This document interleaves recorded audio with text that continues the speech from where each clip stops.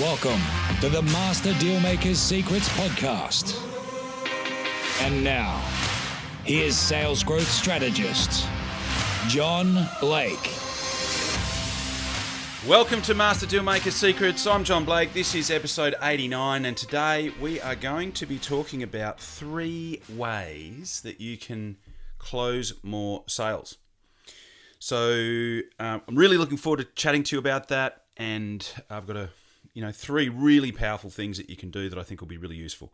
But before we get into that, if you've got lead flow, if you've got people that you have spoken to that are in your funnel, that you have given some sort of demonstration to, you've probably sent them a quote, you might have sent them a proposal, hopefully you've presented that proposal face to face if you know my approach, but they haven't converted yet, and you want to convert more of those people, you want to get more of those people across the line, head over to johnblakeaudio.com and grab your free audio training where I show you the exact strategy that you can use to double those sales from the people that you've already spoken to but haven't converted yet. This is the exact same strategy that I start every single client that I work with off on, and it's designed to give you a really quick injection of sales and cash in your business.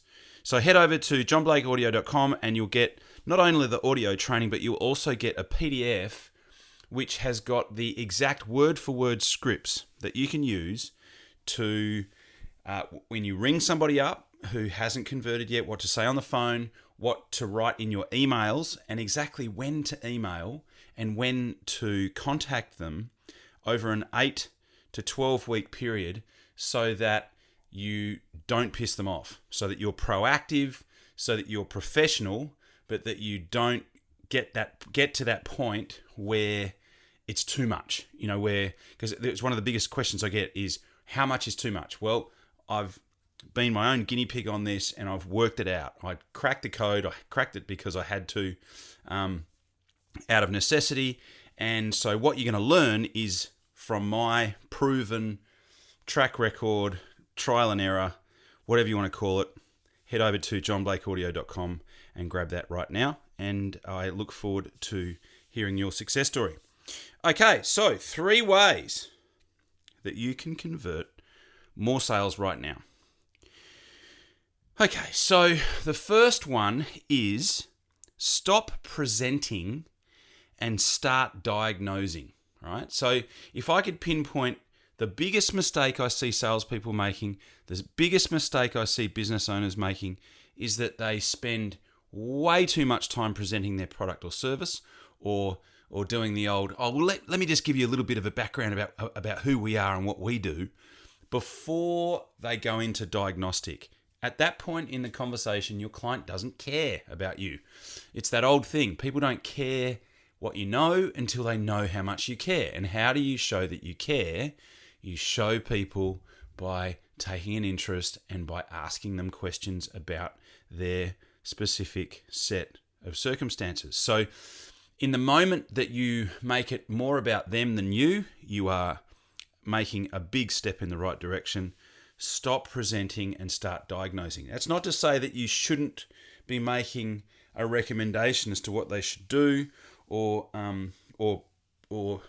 recommending a particular product or service, but not until you have properly diagnosed. And obviously, the diagnostic process is that's a larger and a longer conversation.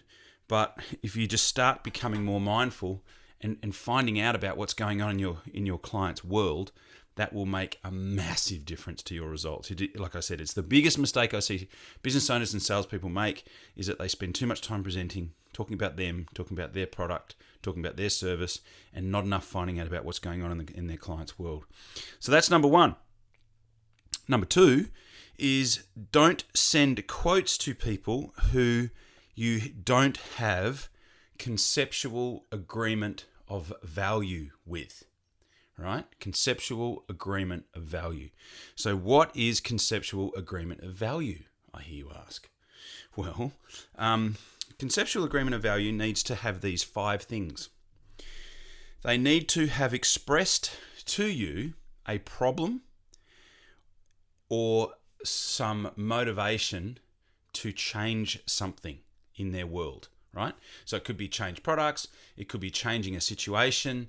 They need to have expressed motivation and a problem that's occurring in their world that they want to do something about, that they have ample motivation to do something about. The second part of conceptual agreement of value is that they need to have expressed to you a goal, right? So it's not enough to have expressed a problem. They need to have expressed a goal. What is it? What is the thing that they are shooting for? What is the outcome? What is the future that they want to improve? And they need to have described to you what that future looks like. The third part is they need to realize for themselves. You can't tell them. They need to articulate for themselves. They need to express for themselves. They need to actually say this, that the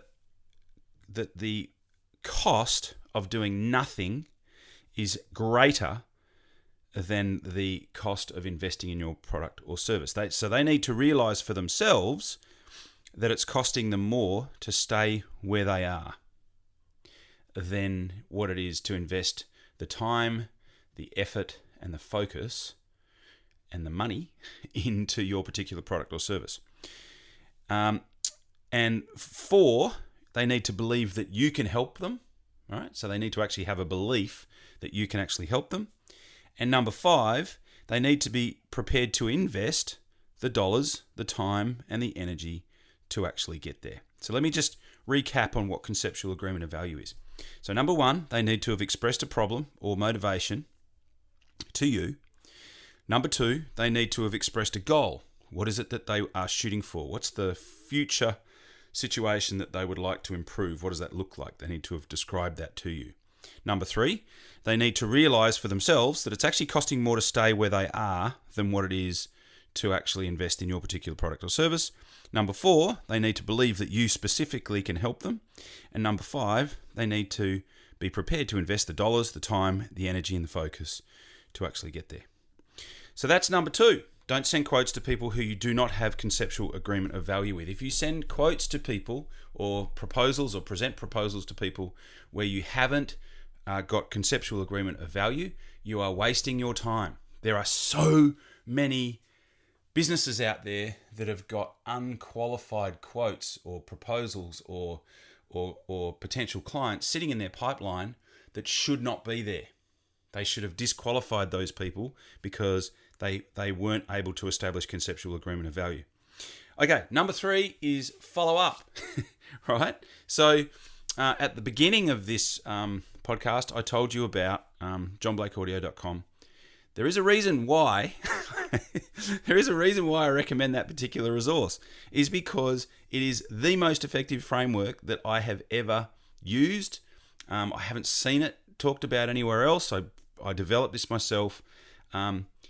If you have got people that you've spoken to that haven't converted yet, follow them up. Here's what we know, is that within 2 years of making an inquiry, 50% of people are going to purchase, right? Within 2 years, 50% of people are going to buy. But most businesses will give up after 90 days. And what we know is that on average, only between 15 and 20% of people are going to buy within the first 90 days. This is on average, right? People that I work with, their conversion rates are a lot higher because we do follow up and we do have systems that allow people to convert faster.